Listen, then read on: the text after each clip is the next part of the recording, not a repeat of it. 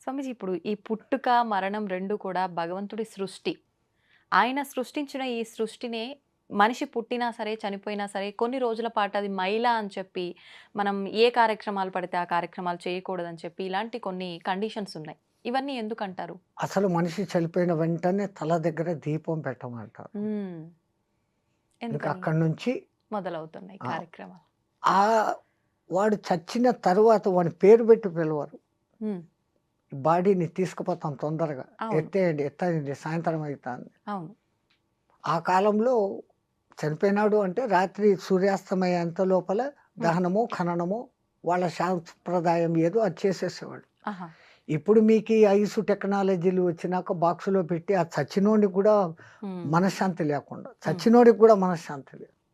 ఆ ఐస్‌లో పెట్టి ఉబ్బిపోయేంత వరకు 5, 6 రోజులు పెట్టి హ్మ్. ఎవడో రావాలా, ఎవడో చూడాలా అని చేస్తాడు. హ్మ్. ఇన్నాళ్ళు ఈ చిలకల ఈ పంజరంలో ఉండింది. దానికి ఆ మర్యాద ఇయ్యాలా అనేది మర్చిపోతాండారు. హ్మ్. పంచప్రాణాలు, పంచ ఉపప్రాణాలలో ధనుంజయ వాయువు మట్టుకు ఇంకా లోపల ఆశగా ఉంటుందంట. ఆహా! నా మిత్రులు 9 మంది బయటికెళ్ళిపోయారు. ప్రాణ, అపాన, వ్యాన, ఉదాన సమానాలు, నాగ, కూర్మ, కృకుర, దేవదత్తలు. హ్మ్. ధనుంజయ మట్టుకు ఇక్కడనే ఉంటాడంట. ఆహా! అదెప్పుడు ఆ వెళ్ళిపోతుంది? మిత్రుడొస్తాడని. హ్మ్. ఈ దహనం చేసినప్పుడు ఆ కర్ర నీలుక్కుంటున్నప్పుడు కాపరి తల మీద ఒకటిస్తాడు. ఆహా! పట్టుమంటుంది. అప్పుడు ధనంజయ బాబు వెళ్ళిపోతుందంట. ఓహ్! అప్పుడు శివుడు జై శ్రీరామ్. హ్మ్. అట్లా ఇప్పుడు పితృదేవ కార్యాలు హ్మ్. నెలకొకసారి పిండాలు పెట్టాలా? అవును. అవును. కనీసం వాడిని తలుచుకోండి. హ్మ్. పితృకార్యాలు చేయడం అంటే మీ తండ్రి, తాత, ముత్తాత 3 తరాలను నువ్వు తలుచుకుంటున్నావు అంటే వాళ్ళు ఎట్లా బతికారు? ఏం చేశారు? ఎట్లున్నారు? ఇయన్నీ మీరు నెమరేసుకోవడం. హ్మ్. మీరు చేస్తుంటే మీ కొడుకు అది చూసి నేర్చుకొని, మీ తర్వాత మీకు చేయను మొదలుపెడతారు. అంటే at least remember your previous generations. హ్మ్. హ్మ్. నీ పరంపరను నువ్వు మర్చిపోకు హ్మ్. అని గుర్తు చేసేదానికి ఆచారాలు. హ్మ్. ఒక ఇంట్లో శవం ఉంటే పాతకాలంలో ఆ ఇంట్లో పొయ్యి వెలిగేది కాదు. ఊర్లోనూ వెలిగేది కాదు. ఊర్లో గూడా. ఆ పాతకాలంలో. ఆహాహా! వానికి కండోలెన్స్ చెప్పేవాళ్ళు. ఆ! ఇప్పుడు అపార్ట్‌మెంట్ సంస్కృతి.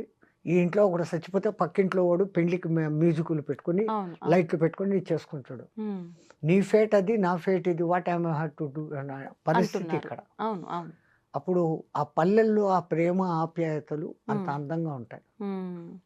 ఆ రోజు సాయంత్రం అప్పటికి సాయంత్రానికి ఎత్తేసినాక ఎవరో ఇండ్లలో పొయ్యిలు ముట్టించుకొని వీళ్ళకు తెచ్చి పెట్టేవాళ్ళు. వీళ్ళు వండుకునేవాళ్ళు కాదు. హ్మ్. ఆ 9 రోజులు ఆయన జ్ఞాపకాలతో, హ్మ్.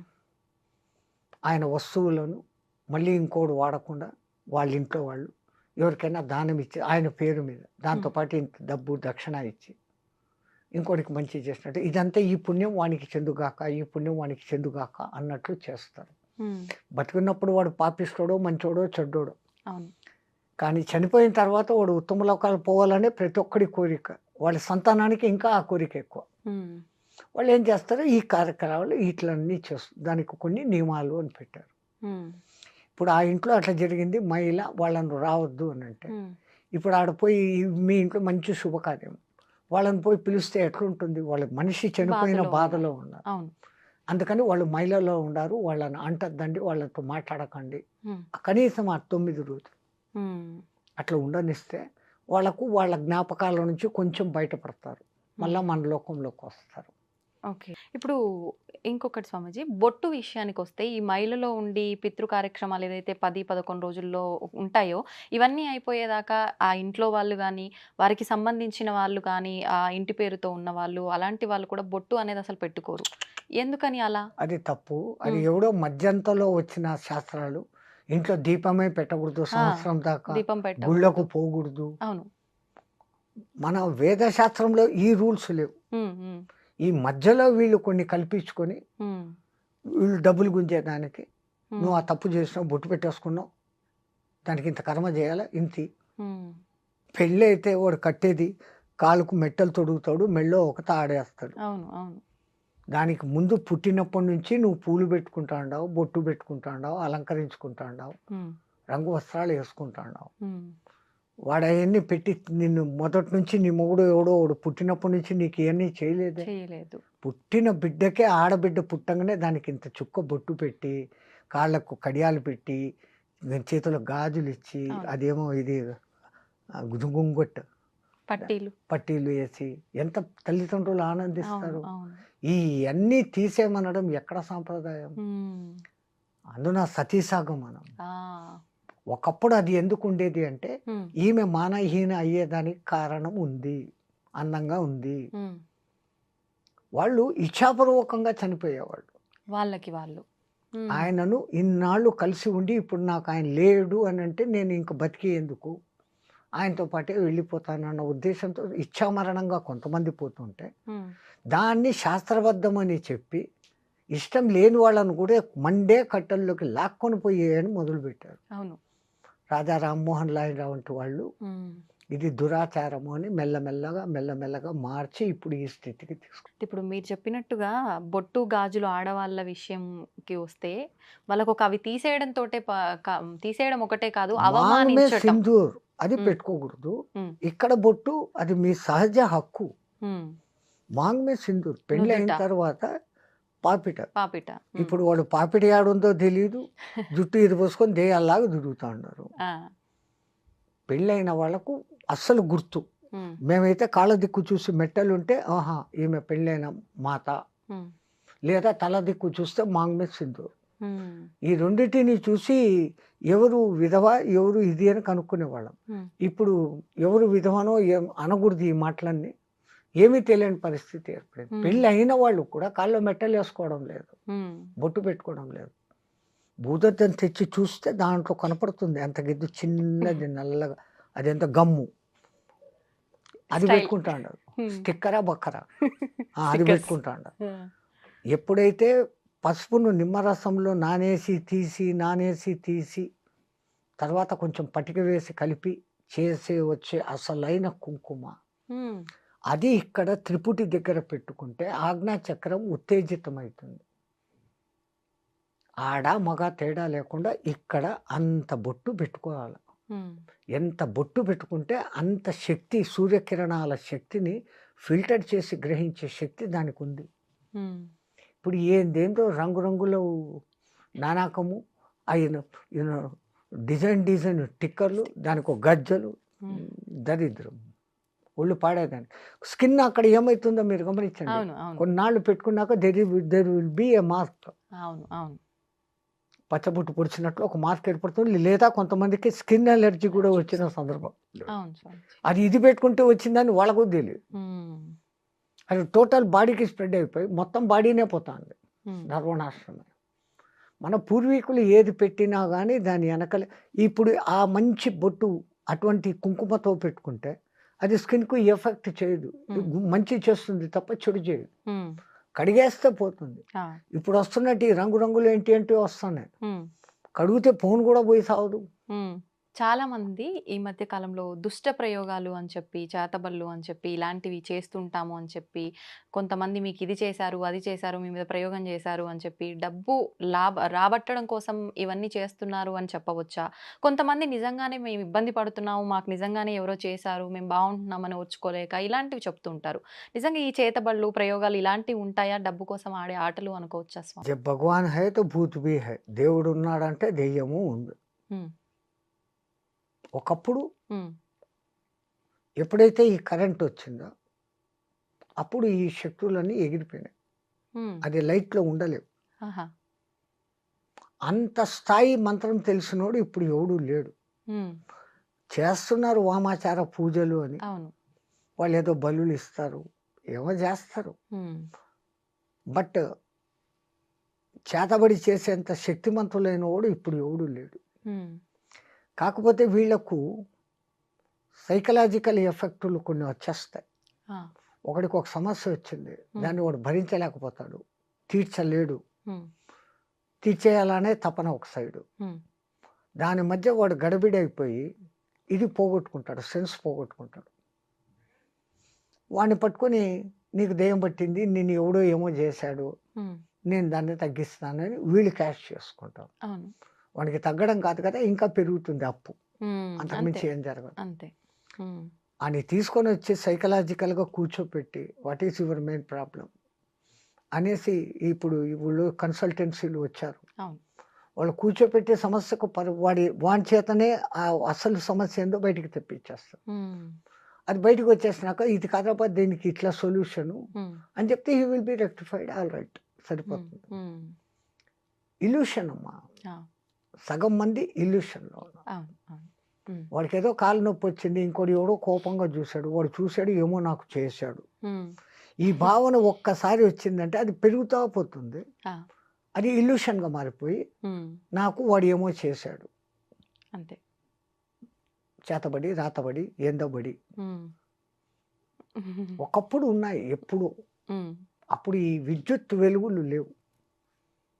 అయి వచ్చినాక అయి ఉండేదానికి అవకాశం లేదు. హ్మ్.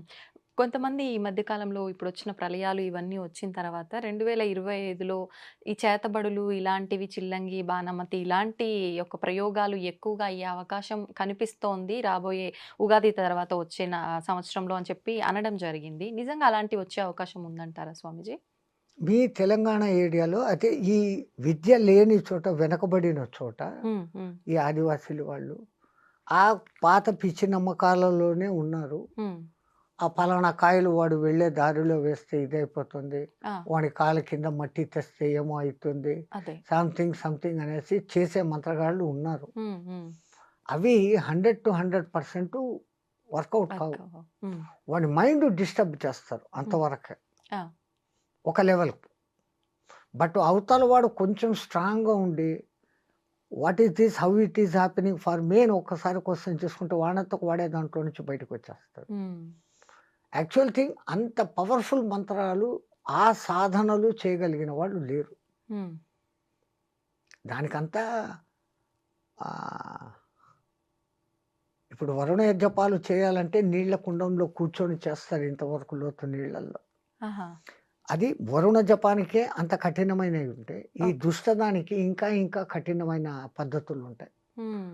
నెత్తి మీద అగ్నికుండ పెట్టుకోవడము, ఇంకా ఏదో పంచమకారాలు, హ్మ్. మద్య, మాంసం, మచ్చిక, మైథున క్రియలు హుహు. అవన్నీ కూడా చెయ్యాల్సిన విధానం అది శాస్త్రమే. హ్మ్. తంత్రశాస్త్రము, మంత్రశాస్త్రం. ఆ! మంత్రము మంచి మంత్రాలు ఉన్నాయి. హ్మ్. దుష్ట మంత్రాలు ఉన్నాయి. హ్మ్. కానీ ఆ దుష్ట మంత్రాల సాధన, మంచి మంత్రాల సాధన కన్నా కొంచెం కఠినమైన పద్ధతులు, నియమాలు ఉంటాయి. హుహుహు. ఆ నియమాలన్నీ పాటించి ఈ కాలంలో చేయగలిగినోడు ఎవడు లేడు.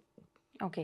ఒకవేళ నిజంగా అలా ఎవరైనా చేస్తున్నారు అనన్నా కూడా అంటే నా మీద ప్రయోగిస్తున్నారు అంటే నాకు పని చేయకుండా ఉండాలి అనంటే నేను దైవారాధనలో ఉంటే అవన్నీ పని చేయకుండా ఎక్సలెంట్. ఉంటాయా? అది. హ్మ్.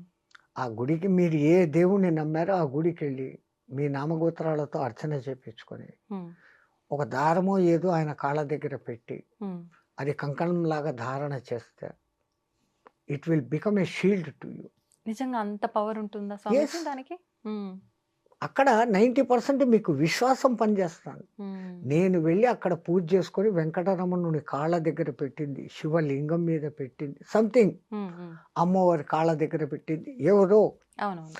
అక్కడి నుంచి పెట్టి పూజారి ఇచ్చాడు. ఇది నేనేసుకున్నా. అది నన్ను ఏం చేయదు. హ్మ్. ఆటోమేటిక్‌గా మీలో కాన్ఫిడెన్స్ పెరిగిపోయింది కదా! హ్మ్. అంతా మన ఏవా కారణం బంధమోక్షయో అని మన పెద్దోళ్ళు ముందే చెప్పారు తల్లి. హ్మ్. Everything depends on your way of thinking. ఆ! నీ ఆలోచన సరళిని బట్టి. నాకేమో అయింది అంటే నువ్వు డౌన్ అయిపోతా వస్తావు. హ్మ్. ఎవడో నాకేదో చేశాడు అని అనుకున్న ఒక్క ఫీలింగ్. ఆ! నన్ను ఎవడు ఇప్పుడు ఏం చేయలేదు. నా చేతిలో అమ్మవారి కంకణం ఉంది. హ్మ్. లేదు శివుడి ఇది ఉంది. సుబ్రహ్మణ్య స్వామి అభిషేకపు నీళ్లు తాగా. హ్మ్. వాటెవర్ అవును. ఎన్నో ఉన్నాయి కదా! అవును. అవును. హ్మ్. లేదు పళని ప్రసాదం తిన్నా. హ్మ్. అద్భుతమైన పళని ప్రసాదం. రేకు డబ్బాలో ఇస్తాడు వాడు. ఆ! ఎన్నాళ్ళైనా అది చెడదు. ఆ! మరి ప్రసాదం శక్తి అంటే మీరు చేసి డబ్బాలో పెట్టండి చిలుం పట్టిపోతుంది. అవును. అది ఎప్పుడు తెచ్చి పెడతాము. అవును. ఒకప్పుడు తిరుపతి లడ్డు నెలలకు నెలలు ఎంత మాత్రము పోకుండా డబ్బా మూత తీయంగానే నెయ్యి ఘమఘమలు కొట్టేది. సువాసన. హ్మ్. వాళ్ళు చేయడం అంత పవిత్రంగా చేస్తుండేవాళ్ళు. హ్మ్. తమాషా ఏంటంటే ఆ కాలంలో ఆ! అంతమందికి లడ్లు చెయ్యి మీద? పిసికేదానికి కాక ఆ! కాళ్ళు కడుక్కొని రూమ్‌లో ఏసేస్తారు. హ్మ్. తొక్కుతారు.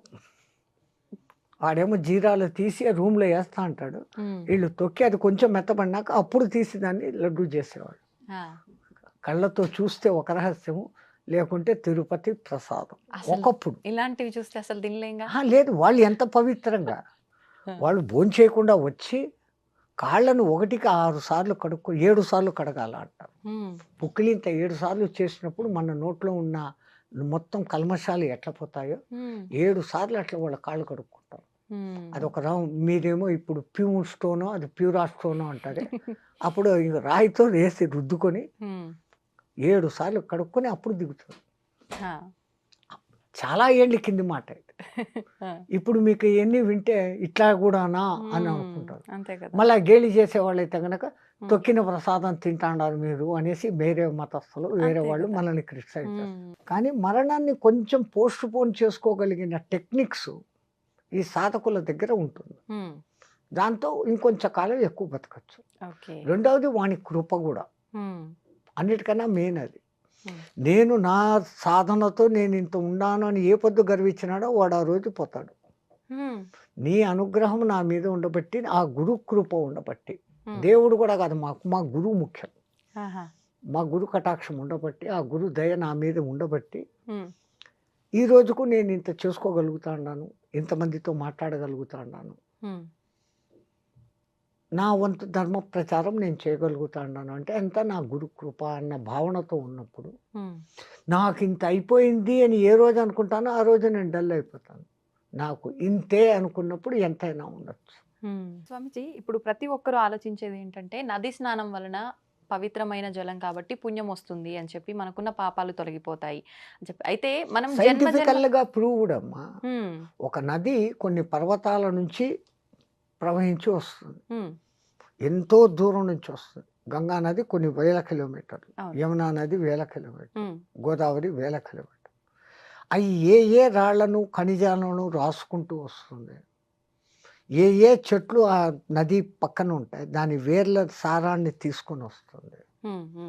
ఇంకా మన పూర్వకాలంలో నదిని దాటేటప్పుడు కాయిన్ వేయమనేవాళ్ళు. అప్పట్లో బంగారు, వెండి, రాగి కాయిన్స్ ఉండేవి. ఎందుకని? ఆ నీళ్ళలో వేసినప్పుడు ఇవి కణాలు కణాలుగా ఆ నీళ్ళలో కలుస్తాయి. ఆ నీళ్ళలో స్నానము, ఆ నీళ్లు చేకరించినప్పుడు ఆ ఖనిజాల శక్తి మనకు వస్తుంది. ఇప్పుడు నికెల్ కణాలు వేస్తాండ మనం, ఆ రూపాయి కాయిన్లు ఏంటివో వేస్తాడు.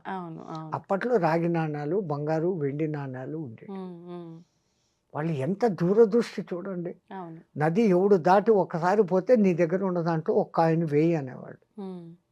ఇప్పుడు వేస్తున్నారు, ఆ మాట పాటిస్తున్నారు. పాపం వాళ్ళకు వాళ్ళు వేస్తా ఉండేది కెమికల్ మెటల్ వేస్తాడు.